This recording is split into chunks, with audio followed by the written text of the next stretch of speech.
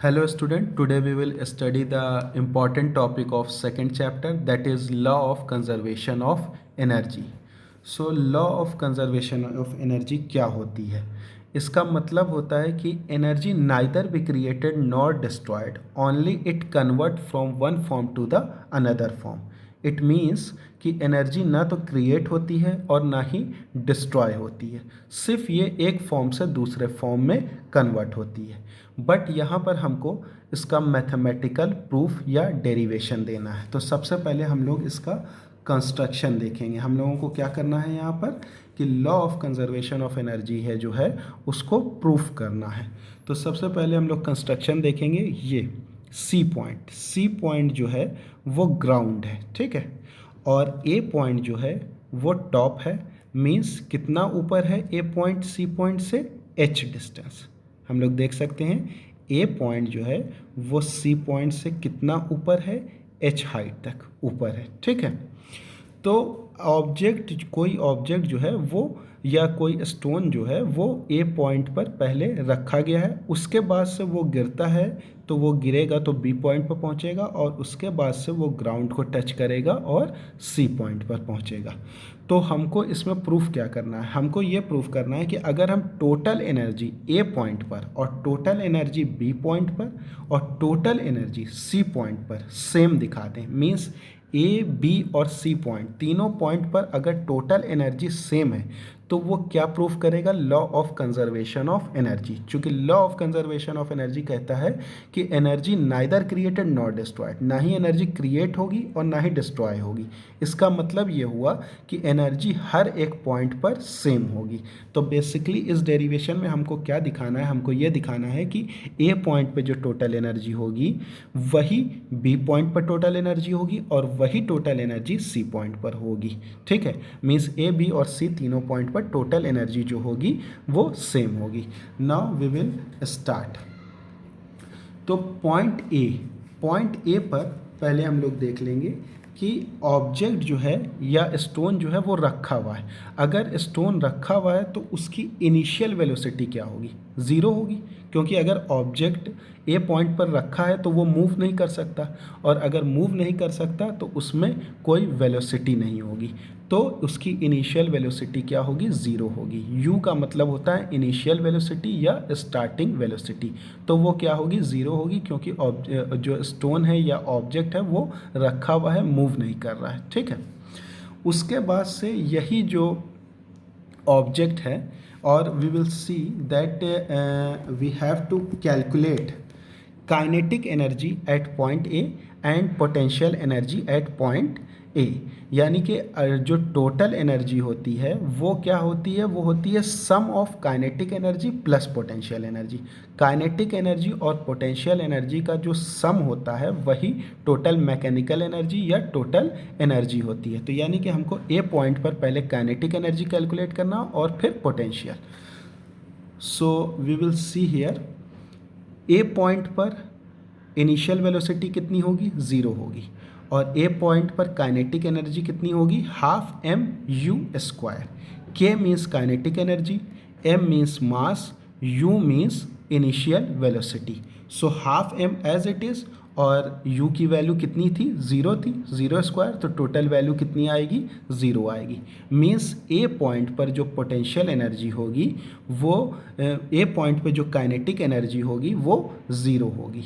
अब हम ए पॉइंट पर पोटेंशियल एनर्जी देखेंगे। तो ए पॉइंट पे जो पोटेंशियल एनर्जी होगी वो mgh होगी। क्यों? क्योंकि ए पॉइंट जो है वो ग्राउंड से कितनी ऊंचाई पर है? h हाइट पर है, ठीक है। कितनी हाइट पर है? h हाइट पर है। तो ए पॉइंट पे जो पोटेंशियल एनर्जी होगी वो u इक्वल टू mgh होगा। Capital U means potential energy, m means mass, g means acceleration due to gravity and h means height above the ground, ठीक है। Now we will see the total energy.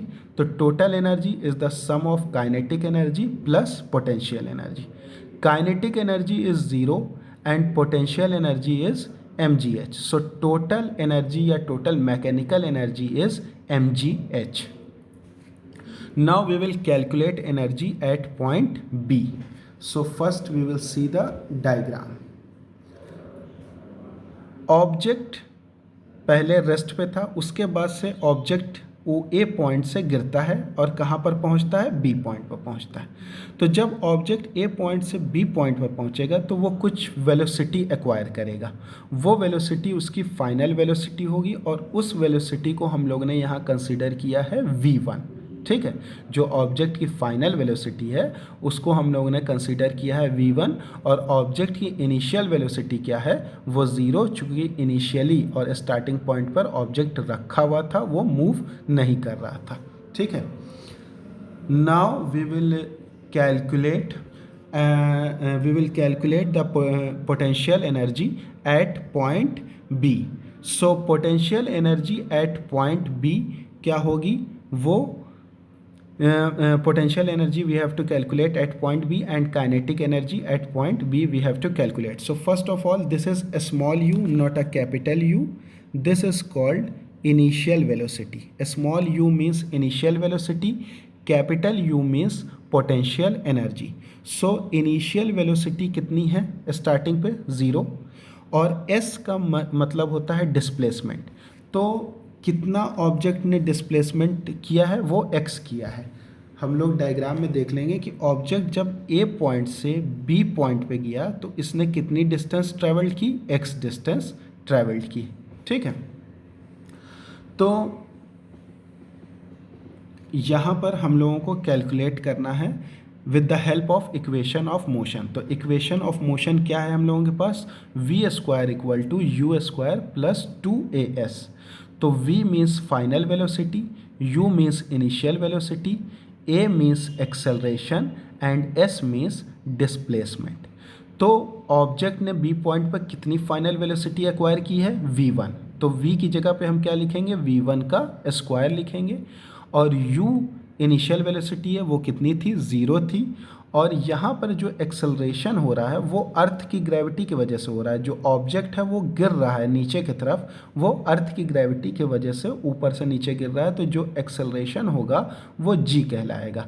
a और g दोनों ही acceleration है, मगर जो g है वो acceleration due to gravity है। और हमने इसलिए यहाँ पर लिया है, क्यों g लिया है, क्योंकि ये जो ऑब्जेक्ट गिर रहा है a पॉइंट से c पॉइंट पर, वो ग्रेविटी की वजह से गिर रहा है।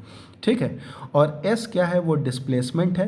b पॉइंट तक कितना डिस्प्लेसमेंट ऑब्जेक्ट ने किया है, वो x किया है। तो s की जगह पर हमने क्या रखा, x रखा। तो अब v1 का स्क्वायर की वैल्यू कितनी आ गई, 2gx आ गई।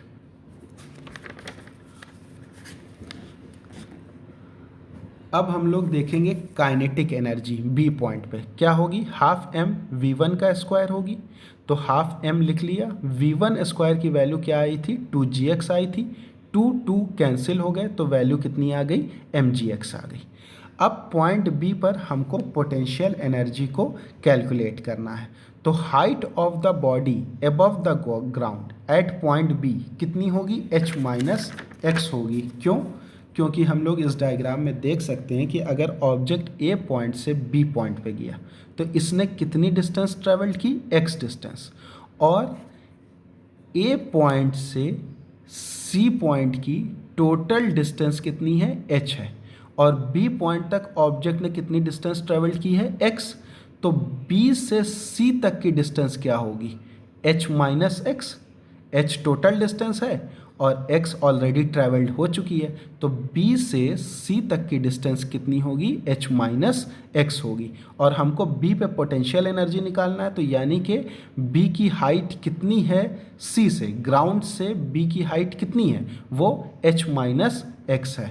तो यही वैल्यू जो है हम लोग यहाँ पर पोटेंशियल एनर्जी में पुट कर देंगे। तो u equal to mgh minus x, यानी कि h की जगह हम लोग क्या रखेंगे, h माइनस एक्स रखेंगे। ठीक है, तो अब टोटल एनर्जी को हम लोग कैलकुलेट करेंगे। तो टोटल एनर्जी क्या है, kinetic energy plus potential energy. Kinetic energy की वैल्यू आई mgx, पोटेंशियल एनर्जी की आई mgh माइनस एक्स। अब हम लोग ब्रैकेट को ओपन करेंगे तो ये टर्म क्या हो जाएगा, mgh हो जाएगा, और ये वाला टर्म क्या हो जाएगा, mgx हो जाएगा। नेगेटिव mgx और पॉजिटिव mgx दोनों कैंसिल हो जाएंगे, तो बचा क्या, mgh बचा। यानी कि टोटल एनर्जी b पॉइंट पर भी कितनी है, mgh है। अब हम लोग टोटल एनर्जी सी पॉइंट पर कैलकुलेट करेंगे। तो सबसे पहले तो हम लोग देख लेंगे डायग्राम। डायग्राम में क्या है कि सी पॉइंट पर ए से ऑब्जेक्ट गिरा और सी पर पहुंच गया। सी क्या है? ग्राउंड है, ठीक है। तो सी, ए से सी की डिस्टेंस कितनी है? एच है। और जब ऑब्जेक्ट ए से सी पर पहुंचा तो उसने कुछ फाइनल वेलोसिटी एक्वायर की। उस फाइनल वेलोसिटी को हम लोगों ने कंसीडर कर लिया v, ठीक है। अब हम लोग सी पॉइंट पर देखेंगे कितनी एक्वायर्ड वेलोसिटी हुई या फाइनल वेलोसिटी हुई, वो v हो गई। इनिशियल वेलोसिटी हम लोगों के पास कितनी थी? 0 थी। और डिस्प्लेसमेंट टोटल कितना हुआ? वो h हुआ। इक्वेशन ऑफ मोशन हम लोगों के पास है ही है, v² equal to u² plus 2as। v की जगह पर v रखेंगे क्योंकि फाइनल वेलोसिटी हम लोगों ने v माना है, और u की जगह हम लोग 0 रखेंगे क्योंकि इनिशियल वेलोसिटी कितनी है? 0 है, प्लस 2as। तो 2 की जगह 2 और a की जगह g। क्यों? क्योंकि ऑब्जेक्ट गिर रहा है किसके वजह से? अर्थ की ग्रेविटी के वजह से। तो ये g क्या है? Acceleration due to gravity. और s की जगह जो डिस्प्लेसमेंट है उसको हम लोग क्या रखेंगे? h, क्योंकि टोटल डिस्टेंस a से c की क्या है? वो h है। तो v² इक्वल टू क्या हो गया? 2gh हो गया, ठीक है। अब इस पॉइंट पर हम लोग काइनेटिक एनर्जी निकाल लेंगे। तो काइनेटिक एनर्जी कितनी हो जाएगी? Half m v square, half M as it is रहेगा, और v² की वैल्यू हम लोग यहाँ पे रखेंगे। तो v² की वैल्यू क्या है? 2gh है। उसी वैल्यू को हमने यहाँ रखा, तो ये क्या आ गया? 2gh। तो 2 कैंसिल हुआ, वैल्यू कितनी आ गई? mgh आ गई। अब हम लोग देखेंगे कि ग्राउंड पर हाइट क्या होगी? 0 होगी। फिर से हम लोग एक बार डायग्राम देखेंगे और देखेंगे कि जब ऑब्जेक्ट ए पॉइंट से सी पॉइंट पर आया तो सी पॉइंट पर क्या है? ऑब्जेक्ट ग्राउंड से टच कर रहा है। जब ऑब्जेक्ट ग्राउंड से टच कर रहा है तो ऑब्जेक्ट और ग्राउंड के बीच की डिस्टेंस क्या हो गई? 0 हो गई। यानी कि ऑब्जेक्ट और ग्राउंड के बीच की हाइट क्या हो गई? वो 0 हो गई। तो अब यहाँ पर हाइट क्या है? सी पॉइंट पर वो 0 है। तो पोटेंशियल एनर्जी क्या हो जाएगी? U इक्वल टू mgh, और h की वैल्यू 0 है तो पूरी पोटेंशियल एनर्जी क्या हो जाएगी? वो 0 हो जाएगी। फिर हम लोग टोटल काइनेटिक एनर्जी निकाल लेंगे। टोटल एनर्जी निकाल लेंगे तो टोटल एनर्जी क्या होगी? Kinetic energy plus potential energy. Kinetic energy की वैल्यू है mgh, पोटेंशियल एनर्जी की वैल्यू है 0। तो टोटल एनर्जी कितनी आ जाएगी? mgh आ जाएगी। तो यानी कि टोटल एनर्जी पॉइंट ए पर कितनी आई? mgh आई। पॉइंट बी पर कितनी आई? mgh आई। और पॉइंट सी पर कितनी आई? mgh आई। यानी कि तीनों पॉइंट पर एनर्जी कितनी आ रही है? mgh आ रही है, सेम आ रही है। तो इसने किस चीज़ को प्रूफ किया? इसने प्रूफ किया law of conservation of energy को। मतलब energy neither be created nor destroyed, यानी कि एनर्जी ना तो क्रिएट होती है ना तो डिस्ट्रॉय होती है, जिसके वजह से एनर्जी हर एक पॉइंट पर सेम होती है। ए पॉइंट पर भी mgh है, बी पर भी mgh है, और सी पर भी mgh है। और सेकेंड पॉइंट जो था law of conservation of energy का था, वो ये था कि it only convert from one form to the another form. तो इस डेरिवेशन में हम लोग बहुत ईजिली देख सकते हैं कि किसी पॉइंट पर पोटेंशियल एनर्जी ज़्यादा है तो काइनेटिक एनर्जी कम है, और किसी पॉइंट पर काइनेटिक एनर्जी ज़्यादा है तो पोटेंशियल एनर्जी कम है। But total energy point A, B और सी पर सेम है, जो कि mgh है। और ये किस चीज़ को प्रूव करता है? Law of conservation of energy को।